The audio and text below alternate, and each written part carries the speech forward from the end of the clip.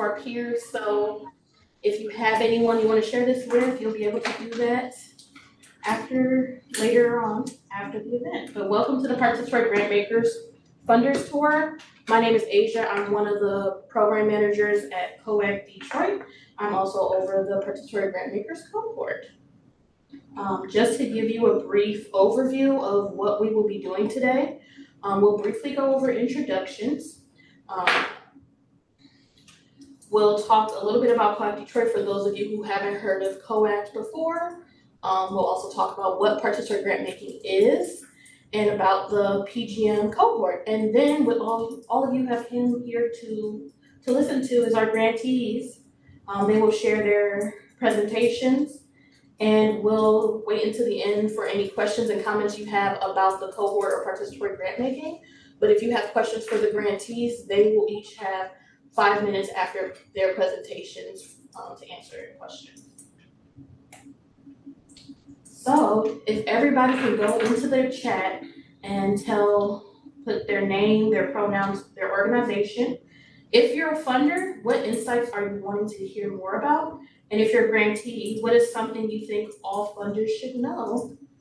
And as you all are typing, I'm gonna let one of my lovely coworkers read some of the answers.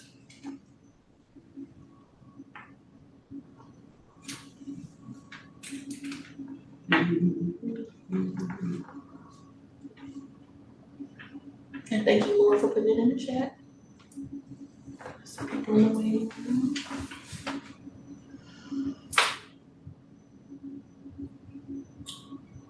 Okay, we have Dawn Trueblood from the Participatory, I can't talk today, y'all. The Grant Making Coordinator at Wayne Metro, Community Action Agency. Is it Taisha? Okay. Taisha, the Participatory Grant Making Coordinator. Nellie from Michigan Nonprofit Association. She's here to learn and say hi before school pickup rotation, and my second shift starts as a carpool driver. Yeah, we're there with you. Okay, Samantha, pronoun she, her, One Michigan for the global majority, undocumented led organizations are trusted by communities others cannot reach. Flexible funding and long-term investment allow us to turn small grassroots work into real community impact. Okay. Hey. And I encourage you all to continue putting in your introductions, but also look over some of the introductions that are coming in. Maybe take a little screenshot. Funders, this is really good for you to see what the grantees want to say to you, and also maybe they are answering some of your questions that you might already have. Okay, I do not need to. Are we still reading? No, you're good. So I'm gonna pass this over to my lovely coworker Charnay so she can tell you a little bit about Co.act Detroit. Thanks, Asia, and hi everyone. Again, my name is Charnay Sanders, pronouns she and her with Co.act Detroit. It's a pleasure to be connecting with all of you virtually today. Co.act Detroit, for those of you who are not familiar, is a resource hub that continues to accelerate transformational impact within nonprofits and community organizations in Southeast Michigan. We do this through collaborative idea generation, cross-sector resources, and equitable access to world-class programming and learning opportunities. We've been opening our doors since 2019, and we really exist as a convener in our sector and to connect nonprofits to one another, as well as to funders and other organizations throughout the nonprofit ecosystem. Some of the amazing work that you're going to learn about today that Asia has been leading also touches on one of our programmatic pillars, which has been equitable funding. So we support nonprofits and other organizations in being able to administer funds, but also create amazing spaces such as the participatory grant makers, convenings, and being able to create community of practices to also uplift different ways that we can continue to have these conversations around participatory grant making, but also about keeping funding in ways that make it more accessible to nonprofit organizations, especially those led by Black, Indigenous, and people of color. So excited for you all to learn more about Co.act. You can go to coactdetroit.org. But please don't let this be the last if this is your first, and stay connected with us, especially those of you attending the NTN conference. Thank you for tuning in, and allow this space today to be one of curiosity, learning, and really being connected to the community here. And on this note, I'll pass it back over to Asia. Thank you so much, Charnay. Okay, so as Charnay said, we are a participatory grant maker, but what is participatory grant making? So this definition is what our cohort has been using as our definition for participatory grant making. We all know what traditional grant making is, when the funder has kind of all the power to decide who gets the grants, how the grant is administered, all those kinds of decisions. But with participatory grant making, you are recognizing that there is an unequal power relationship between the funders and the fundees, the grantees, and you try to rebalance that power, you rebalance that power. This can be in the form of having advisory groups or selection committees. For example, for Co.act, we have KIPD. And so with KIPD, there's an advisory group that helps actually shape the grant. And on the advisory group, it's not just made up of the funders like Co.act or Kresge, it's made up of community members, it's made up of artists, it's made up of community members that would be impacted by these grants. And so they help shape that grant. And then the selection committee, which is made up of a similar group of community members, they help decide who gets the grant. So that way the funders aren't the only ones who get to decide who gets the money. The community members that are impacted by the grant, they have the power to shape the grant and decide who gets the grant funding and the resources. These are a few definitions that we have. Grant makers, those are the funders, the practitioners who are actually administrating the funds. And participatory, again, you're ceding decision-making power over how funds are distributed in some way. For our cohort is located and fund programs in Southeast Michigan. Also, sorry, lost my train of thought. Oh, with participatory grant making, there's not one specific way that you can be participatory. It's kind of a range. So everybody is different in their participatory journey. So don't worry about having to do a bunch of set of things to be the perfect participatory grant maker. There's different ways that you can be participatory, and as you grow as an organization, you'll start to add like more participatory approaches to your framework.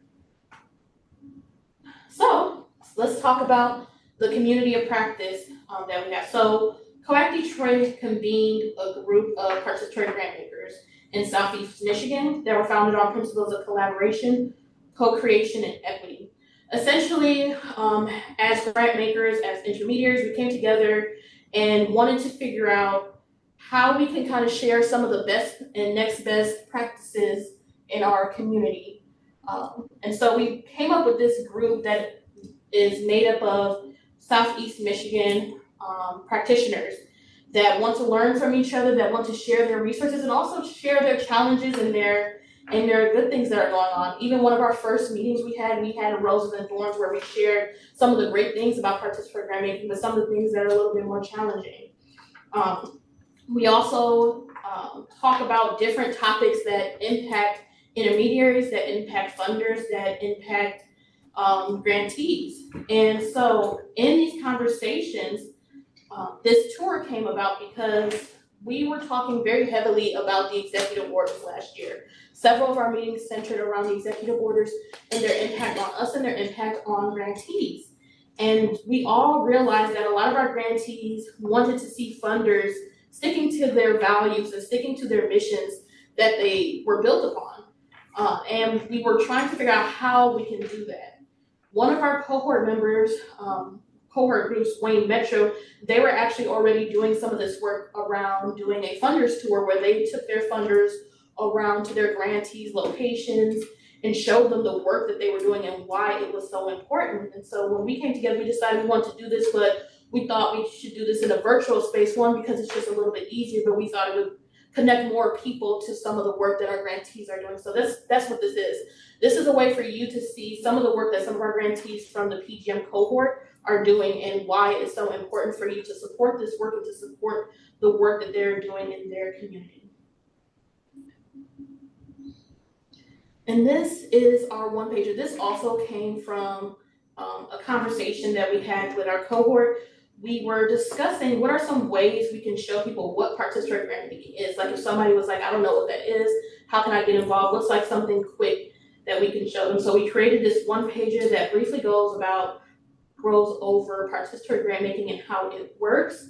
There's some key terms, a few of them we just briefly talked about. It talks about our actual cohort, and you see some of our, or all of our cohort members, their logos right here. We have Co.act Detroit, of course, but we also have Michigan Nonprofit Association, Wayne Metro, Greenlight Fund, Access, Enterprise, United Way, Culture Source, CDAD, STEMCOG, and CivLab. If any of you are in the space right now, feel free to put a heart or a thumbs up, a wave, hello. But we obviously cannot do this work alone. Our cohort has contributed immensely to the work that we've been doing. So thank you so much for being here. And now, speaking of cohort, I'm going to pass it over to the lovely Dawn. She is from Wayne Metro and will discuss some of her experiences with the PGM cohort. Thank you so much, Asia. Good afternoon, everyone. Can you hear me? Yes. Mm-hmm. Okay. When I was hired onto Wayne Metro's PG team in 2024, I thought I knew what grant writing was, but I didn't. As a former educator and professional writer, I felt like I had found a unique calling. During my training as a Wayne Metro coordinator that supports granting funds to other nonprofits, I've learned so much about the community of Detroit. My assumption was that I would learn to write grants, and I did. But one of the surprising aspects I also learned was how the community that raised me was directly involved. It is a pleasure and a privilege to witness my city heal, rebuild, and grow in this way. Wayne Metro's goal is to uplift participatory grant making by engaging those most affected by issues in decision making and problem solving, positioning community participants as equal partners with, rather than constituents of or advisors to institutions, and increasing transparency and accountability of institutions. Wayne Metro offers our flagship participatory grant-making grant, the Seeding Wayne County grant that is deeply designed to reflect participatory practices. This grant is geared towards eliminating poverty by supporting small grassroots organizations to carry out projects in one of the 4 listed project areas. To build on these practices, Wayne Metro tapped into the network we facilitate, the Regional Advisory Council. This council was created because Wayne Metro knows how important it is to truly have a consumer-centered voice and that we cannot do it alone. Wayne Metro split Wayne County into 6 different regions as it is a large region with many different needs. Those in Highland Park may not face the same community issues as in Redford. These regions come together bi-monthly to discuss community challenges, needs, and successes and give insight into programs that Wayne Metro offers. In addition, a central role active members in this network play is scoring our seeding grant proposals. Each region hears from the applicants proposing a project in that geographical area, and they score them. It is the scores submitted by these participants that determine who is awarded. Wayne Metro facilitates this process and informs the community on who has been awarded by their peers, truly participatory. The most rewarding aspect of PG is that our communities are the stakeholders in this process. Wayne Metro doesn't award our grants. We consult with the community by providing them with the tools to make decisions on these initiatives, and then they vote on what organizations are awarded based on community needs through their direct involvement. It makes my work so much more meaningful knowing I am a part of something authentically community-based. Thank you, Asia. Thank you so much, Dawn. Appreciate it. And now, what you've been waiting for are grantees. Just to let you know again how this works, we have 5 grantees that may have presentations, they might show you their space, they may have testimonials, but they'll have 10 minutes to show you the work that they've been doing, the work that their organization does, and then they'll have 5 minutes to answer any questions that you have. And again, if you have any questions specifically about PGM or anything we just talked about, just save those until the end of the presentation. So now I'm going to stop sharing so you guys can stop hearing me talk. And I'm gonna pass it over to One Michigan. Thank you. I'm gonna share my screen. We do have a presentation. Let me just set this up. Everybody can see that? Yeah. Okay, cool. All right. So hi everybody. My name is Samantha Magdaleno and I represent One Michigan for the Global Majority. And we are the first undocumented led nonprofit organization in Michigan. Our work focuses on educating, assisting, and empowering marginalized communities, especially undocumented youth. And our mission is simple. We help people become independent and contributing members of their communities. Our work is rooted in leadership, cultural connection, and community organizing. We also operate what is currently the only designated undocumented safe space in Detroit. It is a place where young people and families can come for support, resources, and just community without being in fear. The space provides access to basic needs like meals, showers, laundry, and a place to gather safely. What makes this space especially meaningful is actually how it was obtained and how it was built. Um, Despite the scale of the work happening at our building, we've never received more than $30,000 in funding for repairs and renovation. So the majority of the work that's been done is been through community effort. Families, volunteers, and neighbors have contributed time, labor, and small donations to help restore and maintain the space. And it really stands as a powerful example of what community commitment looks like. So even with limited resources, people came together from Southwest to create a place that protects, supports, and uplifts undocumented youth and families in our neighborhood. And the place actually originated as Casa de Unidad, which was an original place for organizers in Southwest Detroit. And we obtained it from an owner who originally said he was going to give it to us for free and then tried to sell it from under us. So our youth actually organized a protest and all of his staff came together. He had a sold out show at El Club. And his staff told them, like, if you don't give them the house, like right now, and sign what they need signed, then we're all going to walk out on the show. And again, that was just like a huge testimony to power of youth, power of community, and what they can do. And that's how we got our space. Um, Across Michigan, undocumented immigrant youth face barriers that many systems simply overlook. Many young people grow up navigating schools, workplaces, and institutions that were never built with their families in mind. Some lack access to accurate legal information about immigration or their rights. Without that knowledge, families live in constant uncertainty and fear. Many also lack safe community spaces where they can learn, gather, and build relationships without judgment or risk. For undocumented youth, especially everyday environments can feel unstable and unsafe for them. And another major barrier is the absence of mentorship, pipelines into professional careers. Many talented young people want to pursue fields like law, public service, community leadership, but they rarely see people with their similar backgrounds guiding them along that path.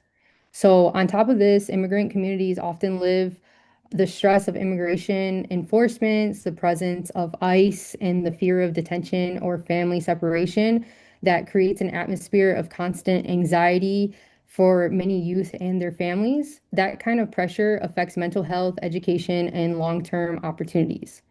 These barriers do not exist because young people lack intelligence and ambition or ability. They exist because the systems surrounding them were never designed with undocumented communities in mind. So that's where our work begins. At One Michigan, we focus on building the support structure, leadership opportunities, and community spaces that allow these young people to thrive. So at One Michigan, we use a youth-led model, and it's a genuine youth-led model. Young people don't simply attend our programs, they help lead them. So from the beginning, youth are involved in shaping the work. They help design initiatives, organize projects, and identify issues that matter most in the communities at that time. Instead of being treated only as participants, they're treated as decision makers with ideas, perspectives, and leadership potential. This approach changes how young people see themselves. When youth are trusted with real responsibility, they begin to see their voices matter and they have the ability to create change. So, like I said, they got our building. Leadership is not something we teach through lectures or theory alone. It is built through experience. Young people practice communication, teamwork, and problem solving while working on real projects that impact their communities. They learn how to organize people, how to collaborate, and how to navigate and to challenge things together. Our time Over time, they develop the confidence and skills needed to step into leadership roles beyond our programs. And the goal is not simply to run programs for youth. The goal is to develop the next generation of community leaders who will continue building stronger and more connected communities. And this picture is just a picture of a protest that we did in Royal Oak after Trump's first election, when there was a young lady that was singled out because they were shouting, build the wall. So our kids actually attended a basketball game and they cheered for that team. And when they left, they were chanting, build bridges, not walls. So this was a very big success for us. And some of the kids on the bottom are actually from that school and they thanked us for coming. And they got to take a picture with us. Um, a huge example of our work is our summer youth program. This is a 6-week leadership program where young people meet throughout the week to build skills in communication, organizing, budgeting, and community leadership. Instead of just learning theory, youth apply these skills through hands-on projects and group decision making. They learn how nonprofits operate, how funding works, and how communities organize around the issues that affect them. One of the most powerful parts of the program is mock grant making. Youth review real proposals, discuss community needs, and make decisions together about where funding should go. They debate priorities, they analyze the impact, and they practice responsible decision making. Through this process, they begin to understand how resources move in our society and how decisions about funding shape communities. The program also includes activities that build teamwork and connection, including sports, recreation, and shared meals, so youth can spend full days learning and growing together in a supportive environment. By the end of the program, participants are not just learning about leadership, they are practicing it, and the lessons they walk away with are simple but powerful. Communities should have a voice and real decision-making power over resources that affect their lives. Another program that we have is called CALM. CALM stands for Cuisine, Amor, which means love in Spanish, languages, and Mere, which means relax in Arabic. This program was created because of many young people carry a lot of stress. They're navigating school, family responsibilities, immigration fears, and often cultural expectations at the same time. This mental health support is rarely accessible in ways that feel safe or culturally familiar. Calm creates a safe space where youth can slow down, they can breathe, reconnect, and be themselves and be there for one another. Food plays a big role in that. Youth cook and share meals from other cultures. Those moments open up conversations about identity, family, and belonging. Language and culture become something to celebrate rather than hide. At the same time, we introduce wellness tools that help young people manage stress and anxiety. This includes things like guided conversations, sensory and stress tools, such as fidget items, creative activities, and peer support circles. The goal here is not to just talk about mental health. The goal is to normalize it in a way that feels natural, supportive, and culturally rooted. Calm helps young people feel seen, supported, and connect both to their culture and their community. We also focus on building long-term pathways through our law school pipeline. Many immigrant youth care deeply about justice and want to advocate for their families and communities, and they see legal problems every day. And this is a pipeline that works to change that. Through mentorship, leadership development, exposure to legal education, we help young people understand what it takes to move from high school to college and eventually into law school. They learn about the legal system, meet professionals in the field, and begin to see for themselves the roles that they never imagined that they would have. The goal here is simple. We want young people from immigrant communities to see the law not as something distant or intimidating, but as a tool that they can use to protect their families and defend their rights. And that's a picture of Chanel, who was just admitted into law school. We also have a tools exchange program that is designed to remove financial burdens for our participants. A lot of immigrant families do work. So we designed this program so that they can come into our office and get tools to do their work. And while they're there, they can talk to one another and build that sense of community. It's also designed so that they're not forced to go to big companies like Lowe's and Home Depot, who are actively funding anti-immigrant work. Our Impact has been huge. I mean, we're grassroots, but we've supported over 10,000 people online. We've supported 1,200 people in person, and we've freed 21 women from detention centers. And we have youth that are earning GEDs and advancing into careers. And the impact has been great. So what we still need to expand this work, key infrastructure, we need a 15 passenger van. Actually, we need two of them. Funding for the tool exchange program and support for our summer youth program and calming program. And partnership, what does partnership with funders look like? To us, it looks like long-term investment in a community leadership, flexible support for youth programs, infrastructure funding that expands access, collaboration rooted in trust, and when communities lead, solutions become sustainable. So thank you for listening about One Michigan. Great job, Samantha. Yes, look at all the hearts, yes. So if anybody has any questions, feel free to jump off of mute or put them in the chat if you feel more comfortable.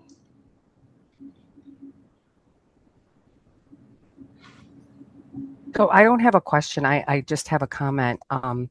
I literally, it's funny how the stars align. So I grew up in Southwest Samantha, and my heart has never left Southwest Detroit. So while you were presenting, I literally got a text message from a partner that we work with through DPSCD's BPAC program, the Bilingual Parents Advisory Committee.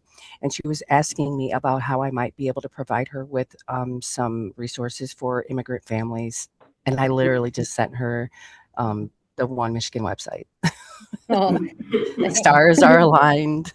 yeah, Thank you. no problem.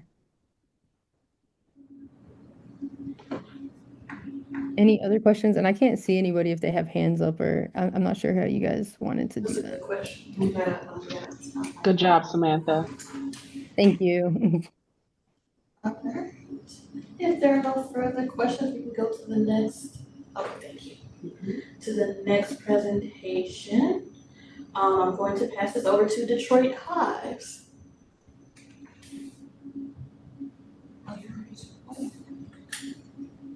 Okay. Good afternoon, everyone. Anyone see the screen that I presented for today? Yep. Awesome. First and foremost, thank you for allowing us to present today. My name is Timothy Jackson.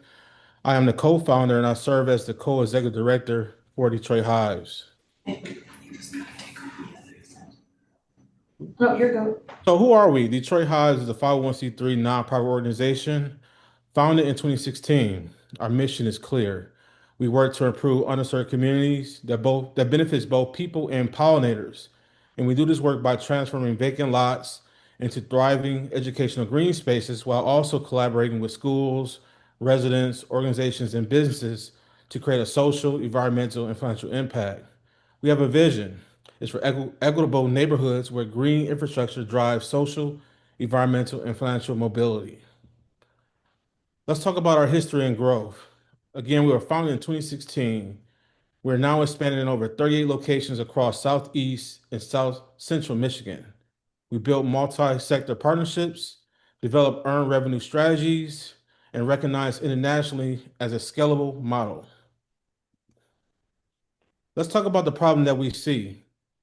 There was a problem that we saw in our communities that affected our neighborhoods. There was a problem that we saw in our environment that affected wildlife and bees. Here at Detroit Hives, we're solving both of them. We're solving issues around blight and vacant land, pollinator decline, environmental injustice, food insecurity, youth disconnected from nature and STEM activities, and limited safe green space in our community. We developed an international model that's been recognized internationally and adopted nationally, whereby we're addressing one of Detroit's pressing issues around vacant lots by creating a triple bottom line solution. We transform vacant lots, we educate year round, we create workforce pathways to employ people in the community, and we're also building sustainability through our earned revenue model and honey sales. Let's talk about how we lead and organize. We believe in community first engagement. We work always with our communities, but we're also live in the communities that we serve. We believe in youth leadership pathways, volunteer mobilization, cross-sector collaboration, and strong governance and fiscal management. This is what impact looks like. We're creating, again, a social, environmental, and financial impact, working with youth, working with adults, creating habitats that beautify our neighborhood, and also an earned revenue model whereby we sell our honey in over 15 Michigan retail stores. And selling this honey helps generate a lot of our general operation expenses, where it also helps fund our organization on the side as well. This year marks our 10th year. Detroit Hives is turning 10. And over the past decade, we've managed over 2 million honeybees across Southeast and South Central Michigan. We're activated in 38 locations.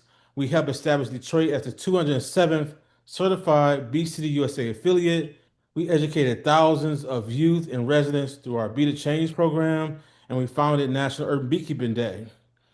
And we just have some of our articles that you can check out on our media platform from Fox 2 to National Geographic, the Forbes Ag Tech, just to list a few. Let's talk about our environmental leadership. As a master beekeeper and as a master rain gardener, we're restoring vacant lands to pollinate habitats. We increase native perennial installations. We expand urban tree canopy, and we're strengthening biodiversity corridors. And lastly, supporting local growers and local food systems here in the city. But we can't do this work alone. We really depend on a lot of our volunteers, whether they're community residents, whether they're corporations. We need those hands on the ground. And there are always so many people in the community and companies and foundations looking to give back, whether it's helping clean out a lot of our sites, whether it's to engage with the community. But since 2016, we generated over 12,000 volunteer hours, and this is from residents and organizations and local businesses, whereby all these volunteers play a vital role in transforming our underserved Detroit communities. Let's talk about participatory grant making. We're highly dependent on participatory grant making because it gives our community a voice and what they want to see in their community, but also an opportunity to work together. Very similar to a hive. Inside of a hive, you have a democracy, you have a colony. So with participatory grant making, it's very similar to that as well. We can't do this work alone. Funders need ways to get their money to organizations they can trust that have that community stakehold. And together we can do that together with the participatory grant making program. So again, it helps with our centered community voice, it increases funding equity, it builds trust, and lastly, it's improved sustainability. What our communities are calling for. Communities are calling for permanent green spaces. They're tired of seeing blight and trash in their neighborhood. They're looking for green spaces that's safe for their children. They want to see their neighborhoods improve. They're looking for year-round education centers. A lot of our sites are just outdoor sites where we don't have a place where they can go inside. So some of these neighbors are looking for event space or community centers that's focused on pollinators, whereby we can have programming all year round. Also, other neighbors are looking for workforce development programs, things that require the sense of touch, that is safe around AI, that's not going to replace their jobs. So jobs that's focusing on skilled trades, whether it's learning how to be a landscape designer or a master gardener or a beekeeper. Other things our community are looking for is intergenerational gathering spaces, places where it supports room for the 8 and the 80. What I mean by that is a space where someone that's 8 years old and 80 years old can both thrive. And if we can create a space for someone that's 8 and 80, every age in between will be able to thrive in that same space. Lastly is environmental infrastructure and investment. Of course, whenever you have green space, you're addressing many issues known and unknown in your community around mental health, around wellness and mobility. Let's talk about some of our projects that's near and dear to our heart.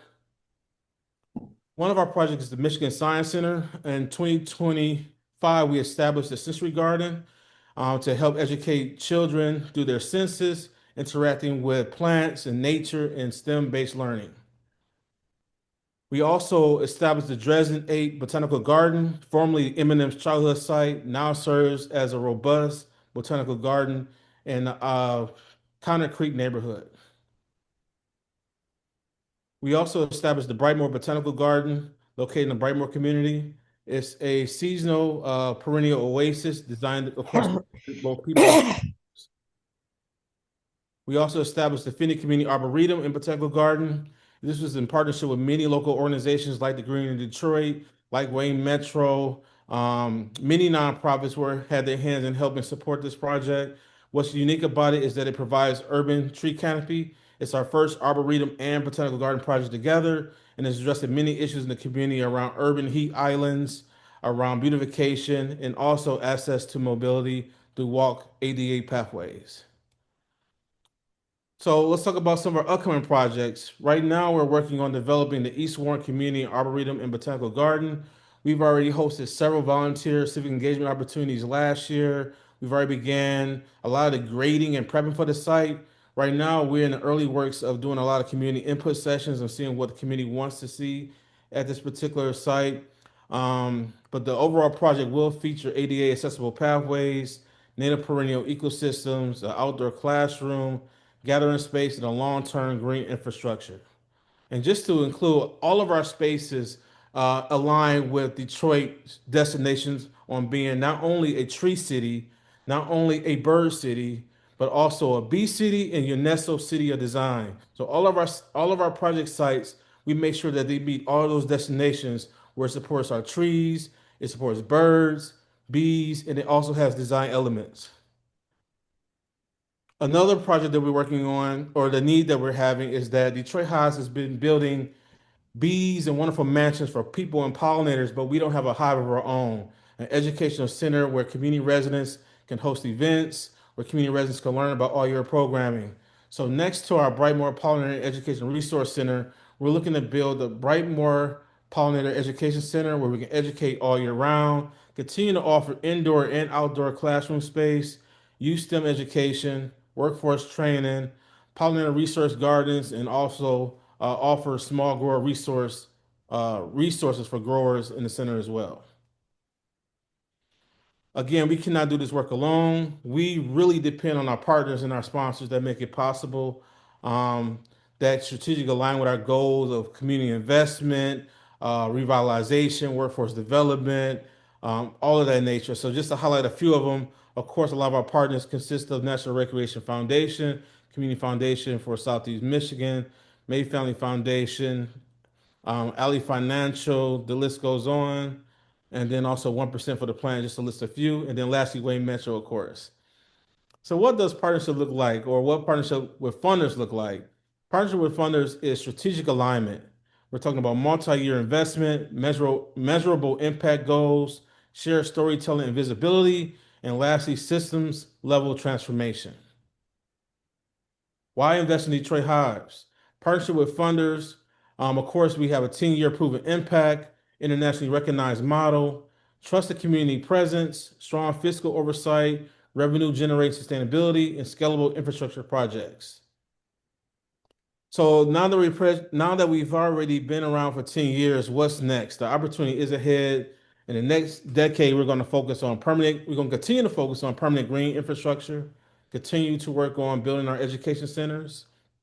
We've already raised close to $150,000 toward our Brightmoor Pollinator Education Center, which is about a quarter of our fundraising goal. We've already going to continue to work on workforce expansion. We recently received a grant to host a conservation fellow full time, so that increases our capacity with hiring these fellows in the community to learn and to also help with our workforce development program. We're going to continue with regional ecological corridors and expand our civic partnerships. Lastly, the future is already buzzing. We thank you guys for your time. Across Detroit, vacant land is still being transferred into living ecosystems.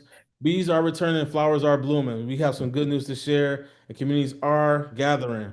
But this work is just getting started. Again, with your support, whether it's volunteering, those that are listening, we always looking for volunteers for this movement and turning empty lots into thriving green spaces.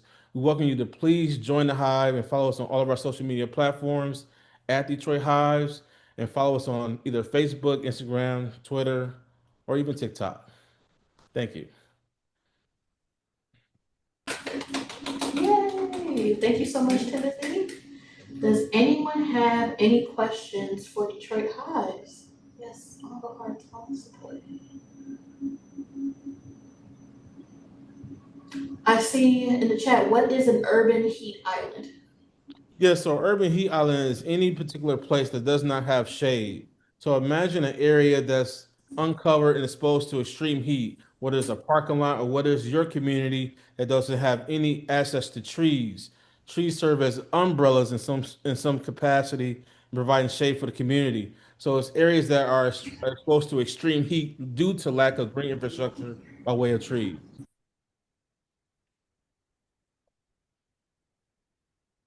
I hope that answered your question. So introduce Yes, it does. Thank you. organically. Okay, perfect. Anyone else have any questions?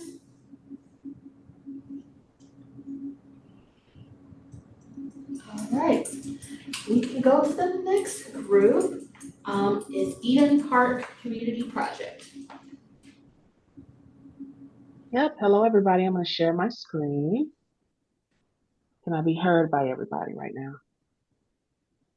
Okay. Yep. See head nods. So, uh-oh. I'm trying to, okay. All right, everybody. So my name is Kia Mathis. I live in Southwest Detroit, 48217. That's where this project is going to be. Today I'm representing our area, represents about 4,000 households. You know, that was according to 2022 census data. That is an actual decline in our area, actually, you know, like a lot of Detroit neighborhoods have done. Um, but in our area, the median household or family income is about 38,000, almost 39,000. Um, about 40% of people over there are below the poverty level. 33% of them are low income residents. And then we do have 11% unemployment rate just in our area. Now, I will say what's special about our area, Southwest Detroit, we call ourselves the original Southwest Detroiters. Our area, that 48217, actually make up a few. We call ourselves the Tri-City area because it's Detroit, but there's also smaller cities, Ecorse, and River Rouge as well, and we kind of work together as a really good like cohesive thing. I'll say, you know, throughout Detroit's um, uh, history, up and down history, like we've always worked together as a three body. We were like one body. As a matter of fact, Community Rec Center, you know, that's one of our pride and joy in our community because Community Rec Center is in fact the one that all of the kids, like I said, in those three areas really go over there. It be on and popping like 7 days a week. You know, our kids are out, and I just want you to look at this picture. This is just one picture. We are around a lot of areas. So Eden Park, um, um, our neighborhood is surrounded by, you know, a lot of polluters, if you see on the right, but we have a diverse community. It's predominantly African American, although more populations are growing, and that is also a part of the Ecorse and the River Rouge area too, is what I'm talking. We're surrounded by over 40 heavy industrial facilities. You know, they create a significant amount of environmental concerns for our area. The area serves as a gateway for our city. That's what we say, like the city of Detroit. Like when you come in, you got to come through us first. So it should be showcased, right? We have high concentration of blighted areas, although just like across Detroit, you know, community members find things to do, you know, try to, as much as possible, try to do in the areas, keep the lawns cut and, you know, whatever they, you know, all the different things they try. But I will say in our area, we have been historically underfunded, like for decades. So we've only had like give each other. For participatory funding for us, it's really beneficial because, you know, our community is very hands-on, you know, in all the things that we do, the research that we have, the engagement of each other and in the environment that we have together. Um, and also like I believe, personally believe that this participatory type funding is, you know, it's an opportunity for us, you know, to be a part of that because we are very hands on, but also, you know, we have learned to be our own answers, you know. So it'd be great to be in this step a part of that. So in the city, well, in our area, there are the 10 largest facilities within a 3 mile radius is around 48217. When we think about, they released in 2017, they released about 1,353,533 pounds of pollutants in the air. Like that's what our seniors are breathing in. That's I'm breathing in. Our children are breathing in.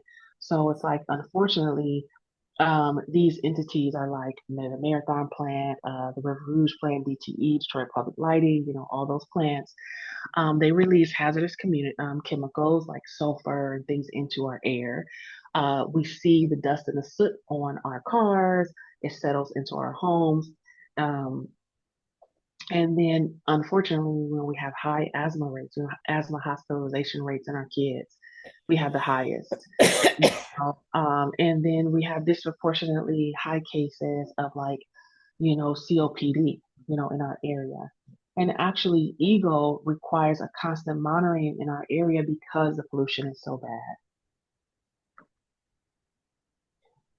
One time, we have received, from one of our organizers, they would always say, like, how do you pump fresh air? Like when you think about water and people creating solutions for water, like you can filter water. There's absolutely nothing that you can do with fresh air. Like, how do you filter that? How do you pump that in? Right? How do you do that? Like, you just can't.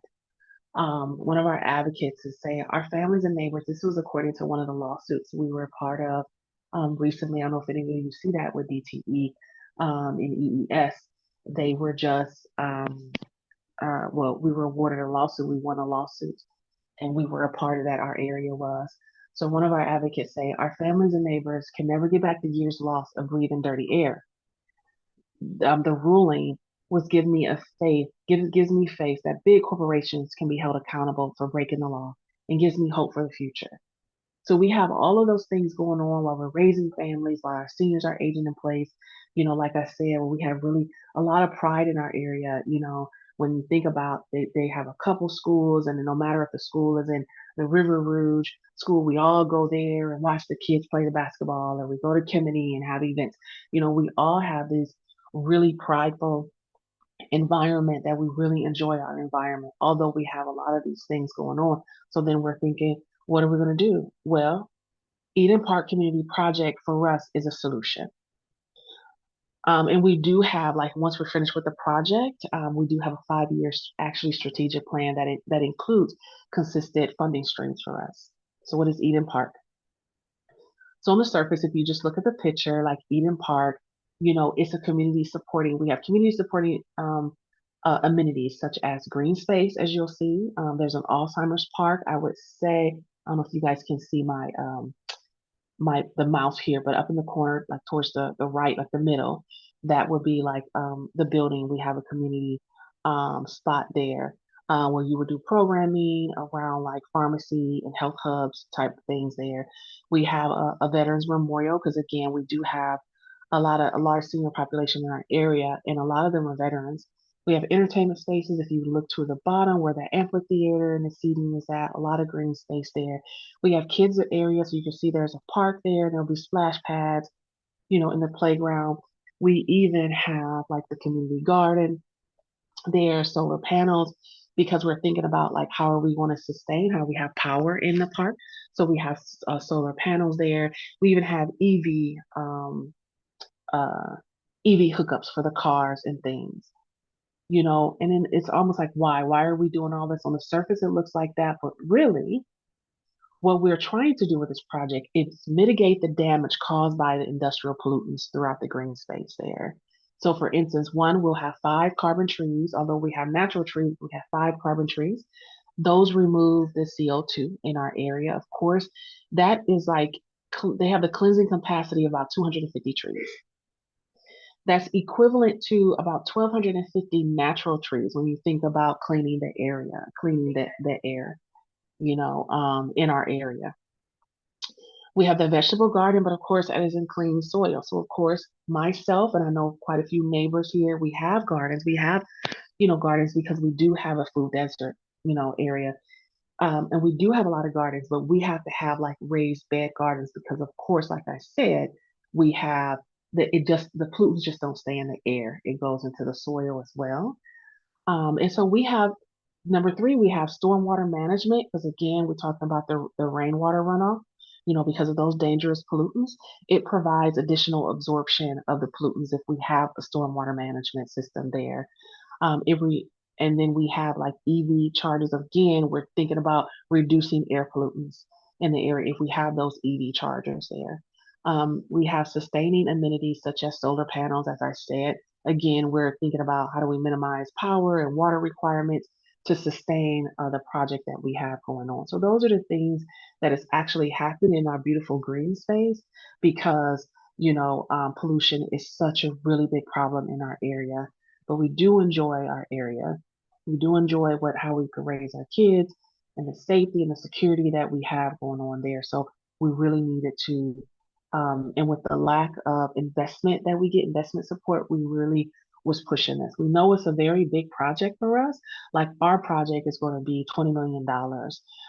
Just grassroots organizing and fundraising, we already got 9% of that, which is a little more than $1 million that we created in our project just started really.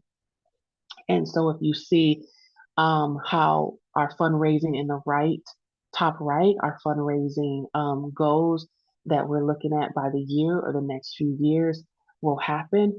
We are going to have about 6 million if it works right. We'll have about 6 million by next year. And so I do have the email address, of course, and the phone number of the two who are the volunteers who are basically holding the space. Um, we do not have paid staff as of yet. That is a part of our fundraising and dreams that we'll need. We do want a staff. Everyone is a volunteer. I personally am involved, of course, because like I said, I'm there. My son is 9 years old. The children that are on my block are between the ages of 4 and like 12, right? And so we have a long year to go. My son is very comfortable where he's at. At 9 years old, if the parents are just not comfortable going outside, we all got everybody's numbers, and they were like, Trey said he was coming over. Can you see him over there? You know how it is when your parents are like, you see him down there? You check in, with your kids, and they're allowed to ride their bikes on the streets by themselves. Finally, they're at that age. They got a little bit of independence, and so this project for me to volunteer and for everyone on our board and everyone in the area that volunteer, we even have our community members. We're asking them, they're giving like $25. Like really, what the $1 million we say was really like grassroots, you know, uh, uh, uh, organizing and really getting it in because everyone is trying to do what they can. Do we have any questions?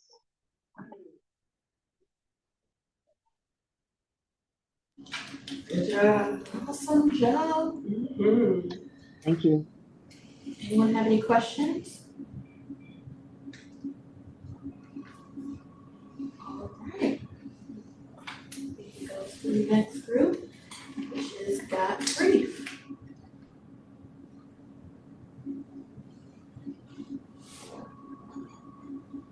Hello, friends. So nice to see you. I'm just going to go into the view so I can see. Oh, there we go. There's everybody. I just want to start off with saying thank you for having us. Thank you for coming and spending time with us today. It's really special. Who here has experienced a loss in their life, of somebody dying in their life, close to them? You guys can do a little hand if you don't want to raise it. But yeah, and then I'm so sorry.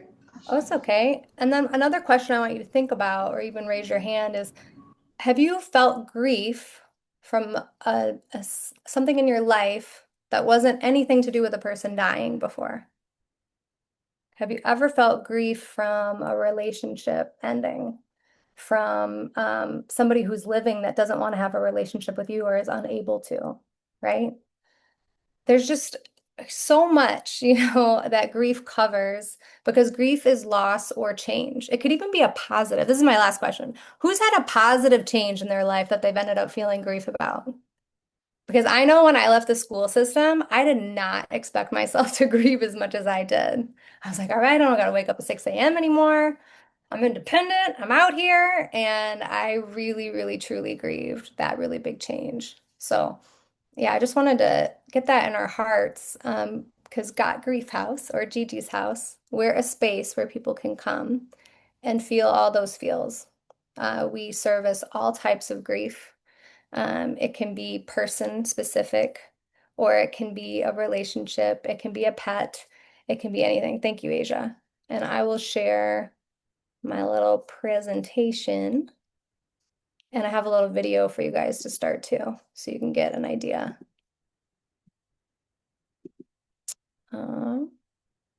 Okay, let's go to the video.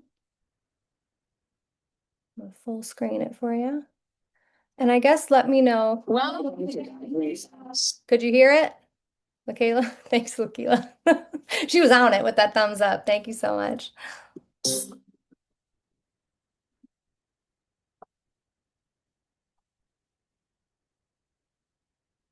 Us establishing Gigi's house was bigger, and it still is. It's still bigger than just the three of us.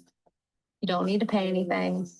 You can come literally with 5 minutes left in the group, and we will be so happy to see you still. It's a place to share stories of your loved one. It's a place to say their name.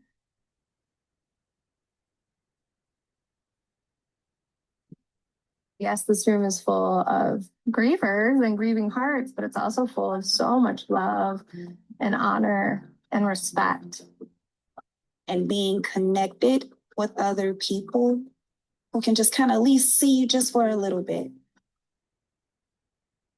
We need an organization like Gigi's house, because if you add our once a month sessions, well, you go, oh, I did one thing for me.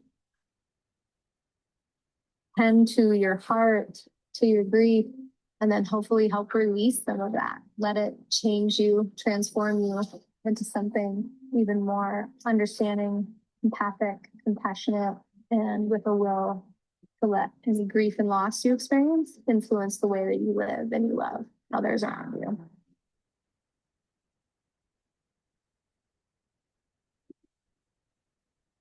Yeah. Thanks for witnessing that. So you just saw a video that we paid for from a grantor. We got some grant money. Grantors, we love you. Funders, we love you. Because we wanted to really be a little bit more public about what we're doing. Got Grief Houses in its 6th year of existence. We're pretty new, and we moved very grassroots style. The only way that we advertise is on Instagram and by word of mouth, and then we have a newsletter. And I just kind of want to start off with why grief, and they asked us, to explain, why we're doing what we're doing. At the top here, you can see grief and birth are the 2 things in life that everyone will go through.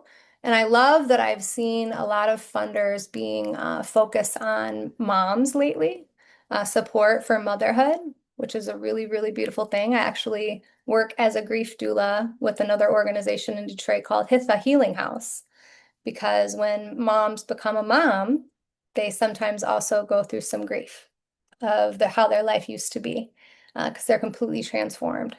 And what people, I think, don't realize is that grief can do a number of a transformation on your life that can be almost as impactful, right? I can't speak to, the body changes that moms go through, but grief is a full body experience, especially if it was somebody that you saw every day of your life and counted on for things every day in your life. So it definitely deserves the attention that I don't think we give it enough as a society.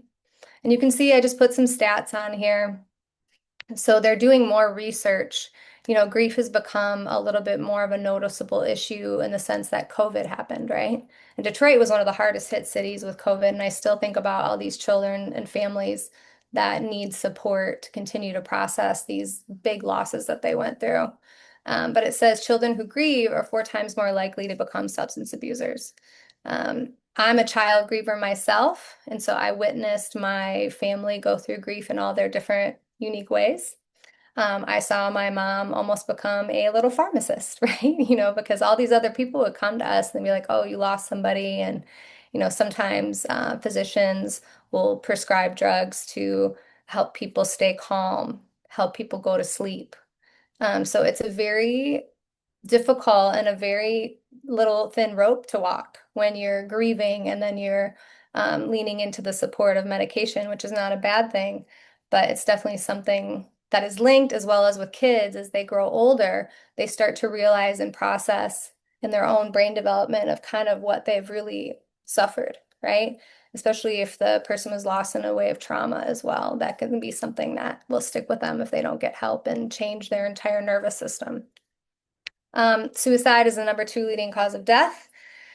And I say that because, again, kids need connection in any way that we can give it to them. And also, these young people are dying by suicide and they're leaving behind the survivors of suicide, right? So we do general grief, right? Like any type of grief. We do have a summer program that focuses on person-specific loss, but this is something that we would love to expand to, is to have grief-specific types of groups, right? So homicide-specific group, a suicide, death by suicide specific group. That is something that is absolutely needed in Detroit that we do not have right now. Again, adults and youth are feeling more isolated. I think we all feel this. I think we're having some collective grief of things that are changing within our infrastructure and how we can support ourselves. So nonprofits that provide mental health services and things like this are going to become even more leaned upon, right? A stat, 1 in 11 children will experience the death of a parent or sibling by age 18. This is a statistic just for the state of Michigan. And I want you to think about how many people in children's lives matter to them more than just their sibling or their parent. Like for me, the death, my brother died when I was young, and that definitely rocked me. And it still rocks me a little bit. But my grandparents died a couple years ago during COVID, one of COVID. Oh, I'm still grabbing it. I'm still grabbing a hold of it. And I have so many skills, right? I'm a freaking grief counselor, a grief doula, and it still rocks me. I still need support and a place to release this love that I have for them. Yeah.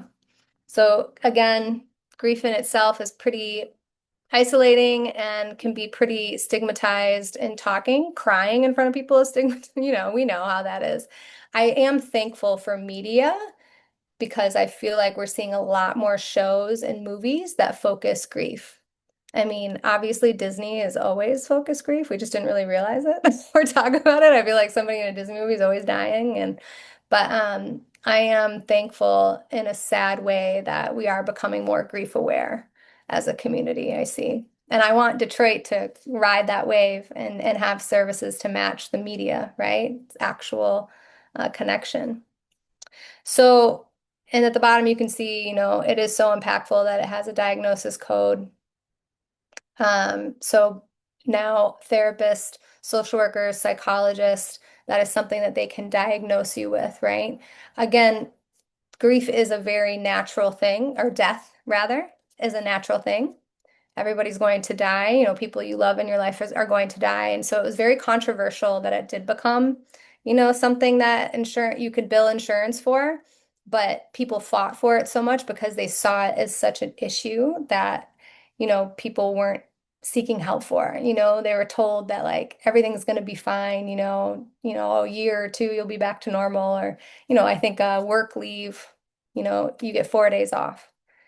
Your child dies and you get 4 days off, and then you got to go back to work. And that's not all workplaces, right? So it's just like, it's insane, like how our society views it and structures care around it. So what do we aim to promote in our programming? So again, grief is change and loss, right? And when we work with kids, it's not just about memorializing their person every time. It's talking about feelings, about how do you communicate what you're feeling, right? How do you draw it? How do you do whatever? So these social emotional skills, right, of communication, self-awareness, self-management. How do I soothe myself and how do I cope? We do that we talk about it. We have the kids define it. We practice it together, and then we send home tools with them, right? And this is sometimes too, I've run into some barriers. Other people were talking about barriers where I like to have two facilitators when I do youth grief groups, right? Because sometimes you're going to get a kid who just really feels it that day and it hits them. Grief comes in bursts for children, right? Because their brain is so busy and they're developing and they're learning and they're doing all these things. And all of a sudden it hits them like a Mack truck one day, right? And so I like to have two facilitators. I like to have a licensed professional counselor, and I like to pay people well for their time for this work that they're doing. I also really love to provide high quality tools, right? Like so, and as nonprofits, we all know we kind of live at the dollar store a little bit sometimes, right? Because we're trying to make every dollar stretch, as is every family in America, my mom included, and me included. But I do like to send home high quality tools that I know are going to last, that these kids can use not only when they're 8, but when they're 18, and they can practice this at home. Community and family rituals, and I say community rebuilding. So in our programs, which, I should have put this maybe a little bit first. I'm going to go here. So how we build and transform, let me talk about, just show you really quickly. So we have quarterly drop-in grief groups, all loss, all ages.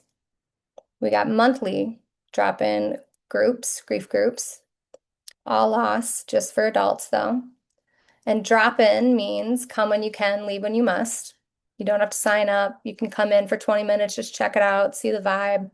We have summer family programming, full family programming, and then of course partnerships and volunteer programs. So, up here in the community building, those drop-in grief groups are amazing. I am amazed every time at people just being so brave and showing up to this space to talk about their grief if they want, because everybody can pass. That's one of our rules. You can just be in the space and be present.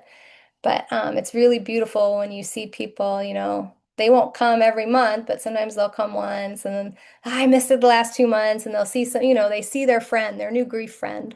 We're building community by making friendships and grief family, chosen family. And then I say family rituals, right? Because we do memorialization, right? We do have everybody get up and speak about, the families when we do our summer program, practicing speaking out loud these memories and this joy that you have for this person. If you had that, right? Sometimes we have complicated relationships with people that die too, and we also give space for that.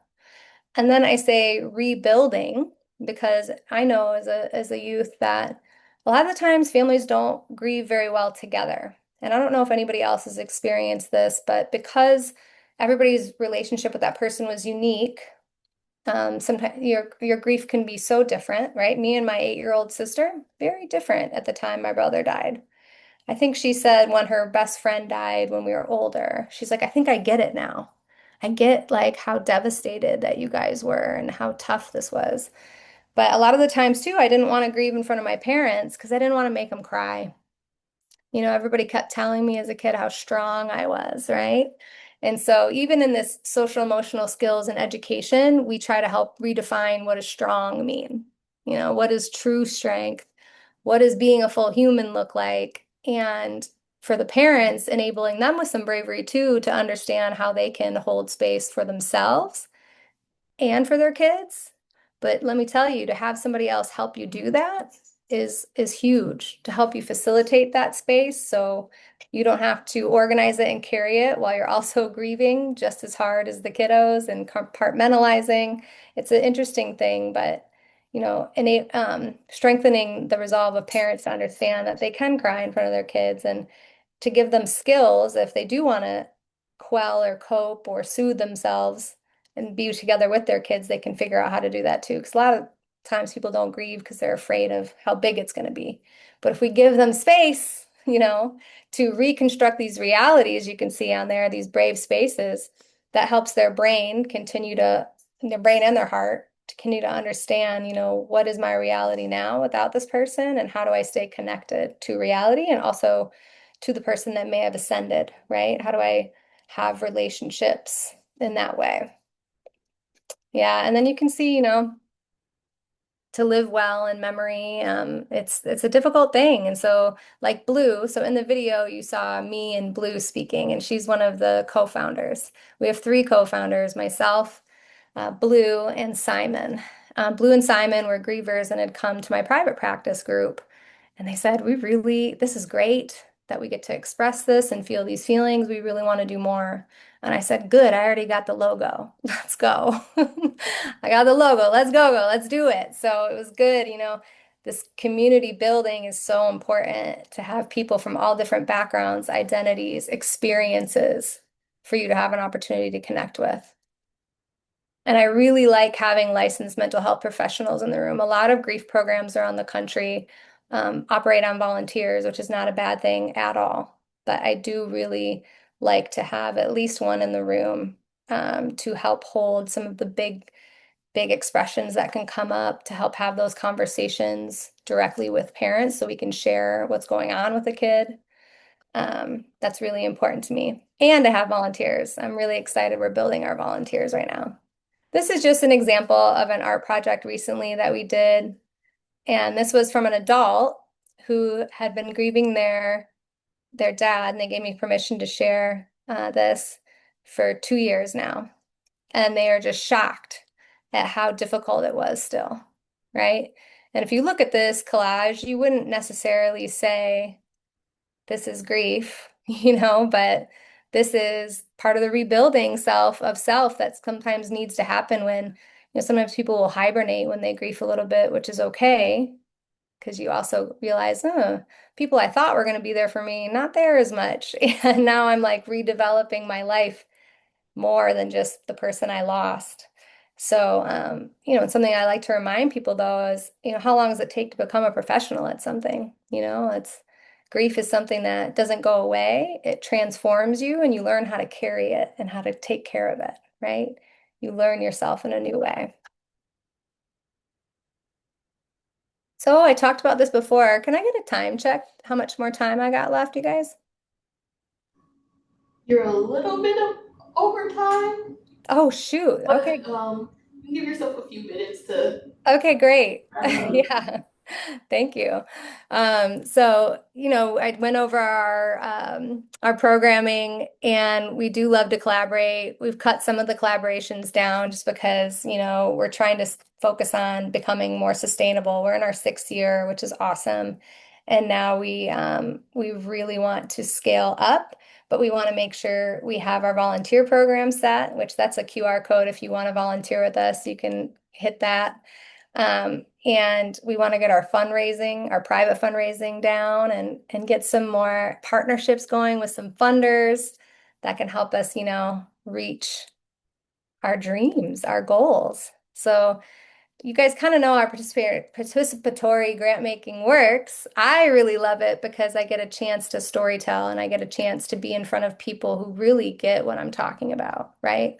This is a crowd full of people. And so even the people that haven't gone through grief yet can see the other people nodding their head and being like, yes, this is so needed. Yes, I wish I had this program, for me and my family. And then how do funders help? I think this one-on-one therapy support from a trusted community organization is something that I'm seeing more and more. I know that when I went through grief, therapy was a very much a no-no culturally. I'm an Arab American, and we don't do that. We're not going to do that.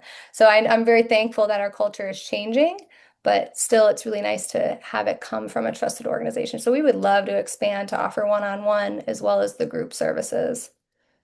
Yeah, and you guys can kind of read that. The collective grief spaces is really important too. We're gonna partner with a therapy organization in Southwest Detroit to do a grief group for people who have been impacted by ICE, right? And I've done a political, when the election happened, there was a grief group for people who are like, okay, politically, and the landscape is changing, they're feeling grief from that. And so we provided a space for that. Yeah, and where are we going? We're going with you. Who's coming with us? Let's get on the boat. Now, we have our monthly grief groups. We have our quarterly. We have 8 new board members that we're onboarding, which is so exciting. People are like, wow, 8 is a lot, but people's capacities in nowadays, I think is a little bit lower, right? Of how much time they can get. And our board members are all very involved in community already, so we're very excited to have them come on. But yeah, that's my information. And please, is there any questions or feedback or wonderings from anyone? Great job, Julie. Anyone have any questions? Oh, I had, I had Natasha's in the chat. So Natasha Miller Pope, they were having a hard time getting on and we're over time, but this is a parent. Natasha, if you want to say hi really quick, because I'm not having you come all the way here. Hi, everyone. You just introduce yourself and how you participated in the programming. Yeah, so real quick, for the sake of time, I do apologize. I was having some technical difficulties, but yes, I am a recipient of the wonderful services that is being offered by Grief House. Just a very short testimonial. Found out about the program via social media, immediately did the inquiry form, got a response back from Julie, signed up my family, and we came in. I lost a child. I lost my oldest daughter in March of 2024, and just heavy and just lost and just struggled as a family. And I had enrolled my children into services through a mental health agency, and my boys were not opening up, and it hurt my heart because I knew that I didn't have all the resources to help them because I'm in a place. I've lost a child, they've lost a sibling.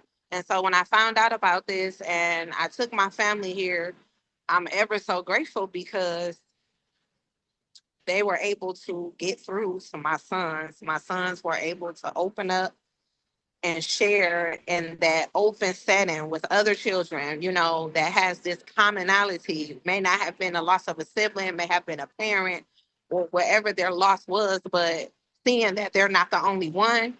And then it got to the point where they were ready and they wanted to go, whereas it was me pushing them and forcing them to do the one-on-one therapy. So this group setting, this family setting just really brought back. And it brought something to our family that we had lost because we were all grieving in our own little way, So just the way that the program starts off with just having dinner and, in the average home is something that is almost like a luxury now because everybody's so busy. Everybody's doing something different, but then you add grief in there. And it was just like something that you yearn for, So coming here weekly and able to do that, sit down and have dinner together and then break off and we're all getting the same thing, but we're getting it on our level, and to take those things back home and to now come back and let's heal together as a family is really what we got from that. So just ever grateful for the program and the results that my family experienced. Yeah. Thank you so much, Natasha, for coming. I really appreciate you. And thank you all for letting me go over time a little bit, rambling. No problem. Great work. Big love to you, Natasha. I'll talk to you later today, okay? Thank you so much. Okay, and we have our last grantee, the Detroit People's Food Co-op.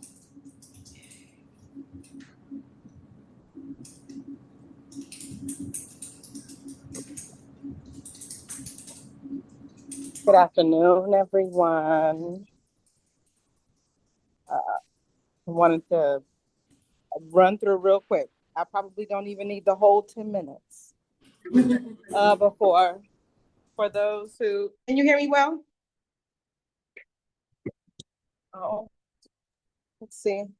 Yeah, we can hear you. Awesome. Okay. For those who have not been to Detroit People's Food Co-op,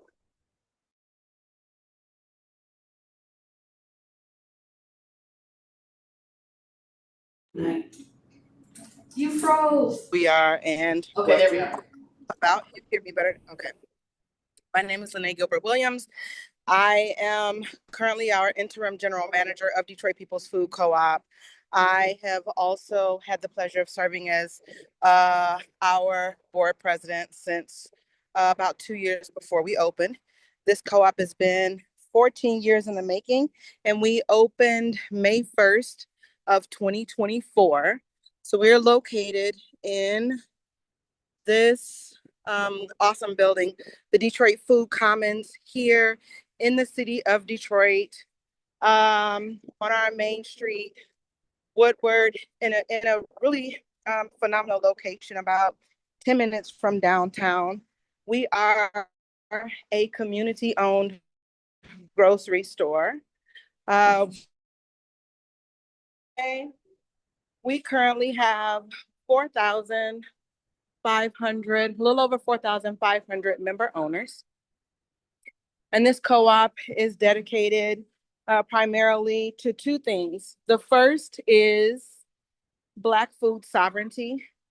And this really means a system where Black people, of course, we're located in Detroit, a predominantly Black city, governs its own food system. This is a community that does not have the experience of governing its own food system.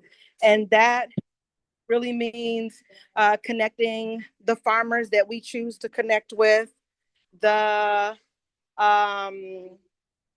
distributors, the truckers, the vendors, the customers, the location, the staff, all of it. This is a community that could really stand to learn a lot about governing its own food system. And so we're in a 10,000 square foot retail space. Actually, we have a total of about 15,000 square feet. 10,000 of it is the retail space. We have awesome images around the store and murals. For us in Detroit People's Food Co-op, we carry a lot of, as opposed to other grocery stores that are either corporate owned, like owned by a company or owned by an individual, our co-op carries a lot of local items, and so local and Black owned. You'll see these tags on the shelf as you walk through and shop at Detroit People's Food Co-op. For us, local is within 100 miles of our location. We're at 8324 Woodward.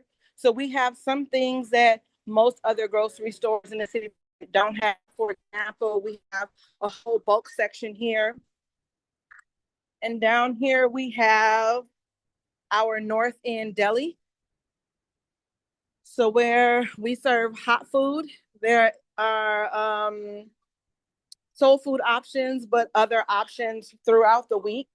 Detroit People's Food Co-op, here, let me turn it back around and I'll give you some more information.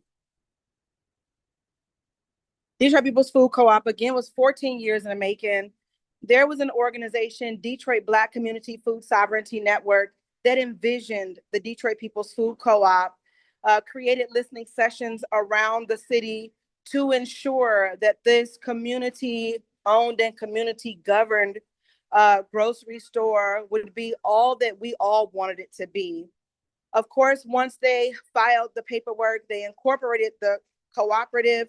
The cooperative now belongs to, again, all 4,500 plus member owners of our co-op. We come together on committees.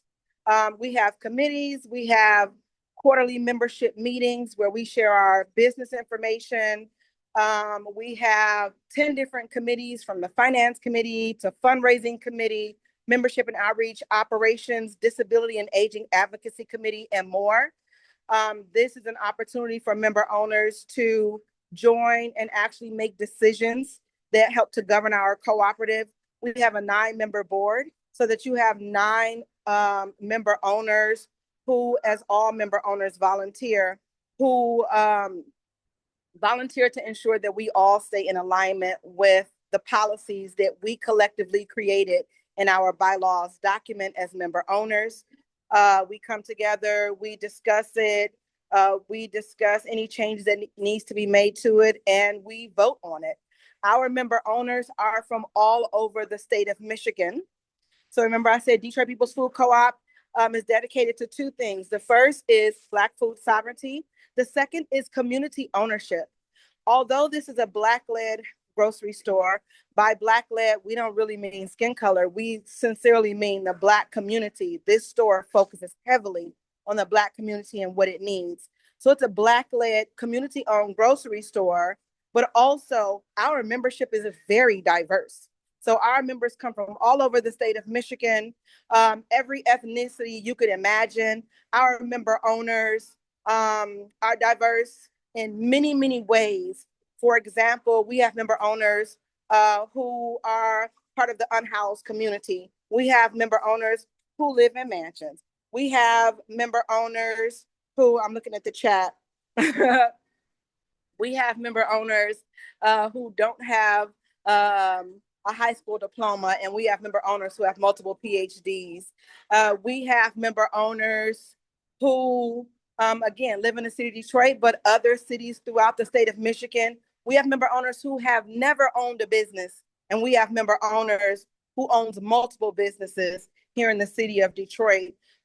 We have member owners from every religion you can imagine, who represent different political parties.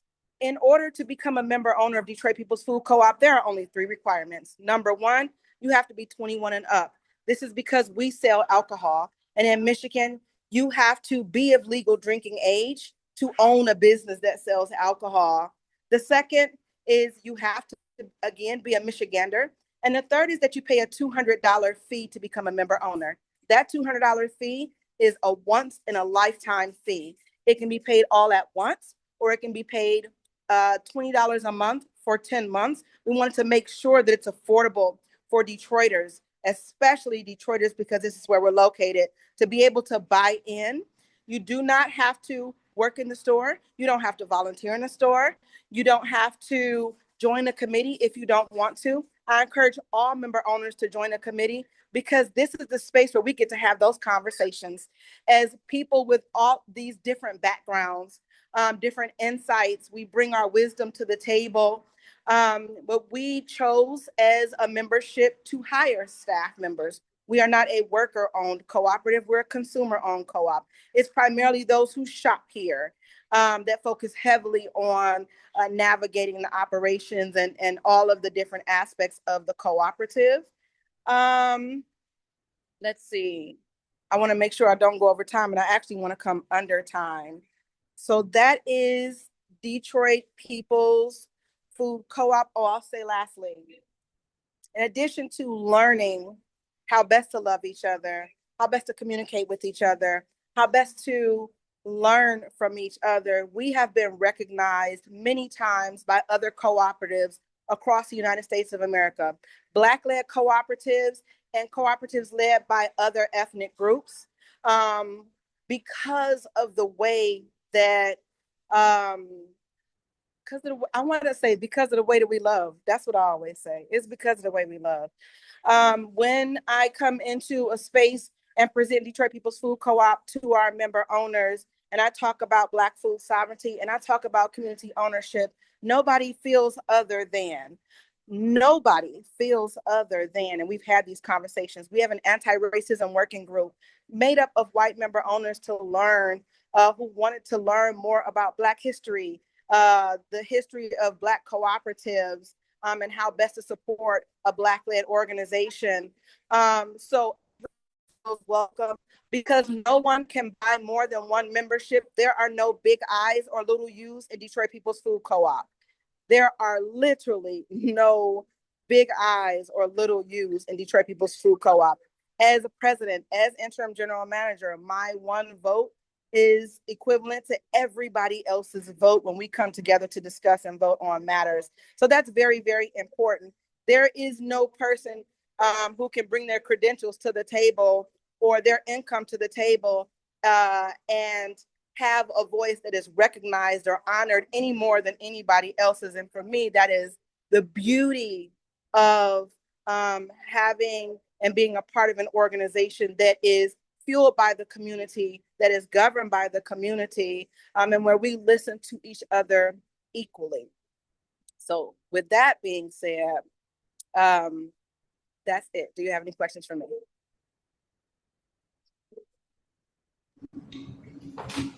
Thank you so much, Lene, and I will be there a little later to pick up my groceries.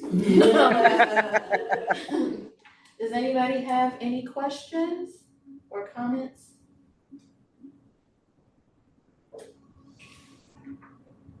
All right, give me a second to share the screen. Thank you, everyone, for your time. We still have a few more minutes, so don't hop off yet.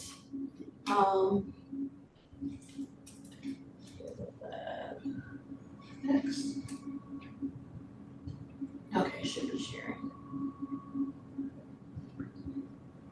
So thank you to all of our lovely grantees. I hope that showed you some insight to some of the work that is going on in the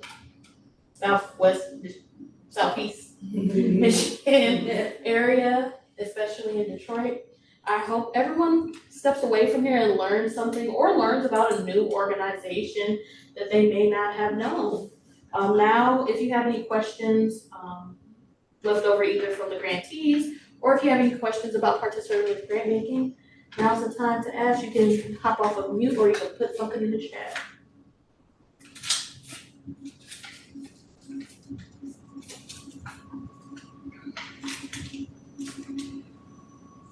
Oh wow, no questions? Everyone learned everything about participatory grant making? That's awesome. Awesome. That means we did our job. Yes. All right, well, thank you all for coming. If you do find that you do, oh, somebody has something in the chat.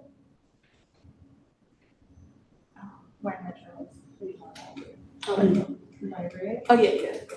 All right, I'm happy to read Taisha's comment in the chat that if anyone is interested in joining Wayne Metro's Regional Advisory Council, please complete the application that she posted the link to in the chat, and they would love to have you. Awesome. Okay, and if you find out you have some questions after the presentation, you can email me questions about the PGM cohort at asiab@coactdetroit.org. And please take the survey.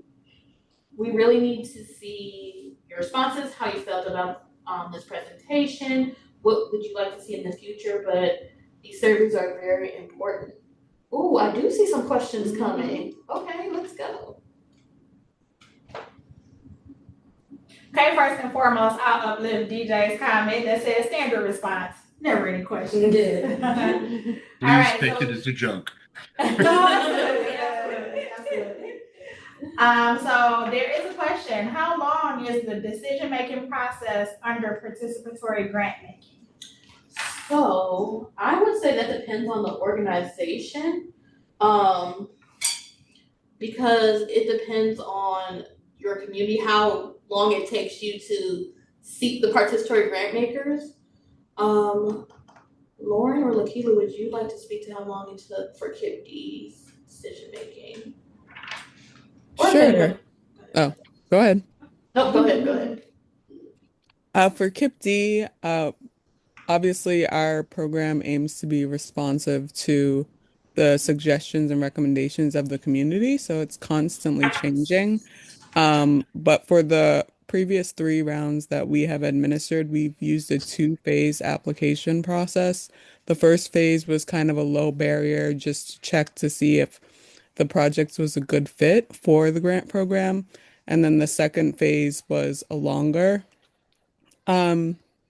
application where we collected information about the feasibility of the project. There was a selection portion between phase 1 and phase 2, and then phase 2 and the grantees. So I would say for each, it would probably have been like a 3-month period between like assigning everyone their applications to review. We got around 200 applications and had about 30 selection committee members reviewing. So they had quite a few applications to review split between themselves. So it would be 3 months to assign. We like to give folks a month to actually review because they had a lot of applications. There was some back end work that Co.act had to do as the grant administrators to put together a presentation where there would then be that final convening where the selection committee would see the top scoring applicants and make their final recommendations for finalists and grantees. So it was a pretty long process. We also made sure that we included an implicit bias training for the selection committee members. We found that to be really important. So of course that took up a little bit more time. It was just like another 3 hours that they had to spend to make sure they were identifying biases when reviewing applications. And then, of course, we like to make sure this is going off the question a little bit, but we're definitely compensating people for their time. So, there was a lot of work, but we definitely made sure to compensate them at a rate that was at the level of like an expert, not just like a $25 gift card. So we tried to pay them around $50 an hour. I would like to uplift that paying people for their time is very important in participatory grant making. We can't ask the community to help us for completely free. Like there has to be something that they're receiving as well. Because I mean, if we were doing a traditional model, you would still get paid for the work that you do for decision making. So the community should also be getting paid.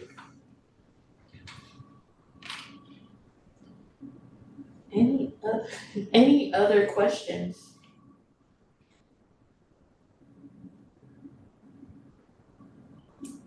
All right, so as I said before, please take a picture of that QR code and take the survey. You should be receiving an email with the recording sometime in the next week or two, just so you can look back on it, or if you have someone that you feel like would benefit from watching this. And again, if you have any questions about the cohort, my email is right there. I think we also put in the chat some of the grantees' emails and their websites, as well as Co.act Detroit's email and website if you want to know more information. But again, thank you so much for coming, and special shout out to the PGM cohort and the grantees because couldn't do this without you.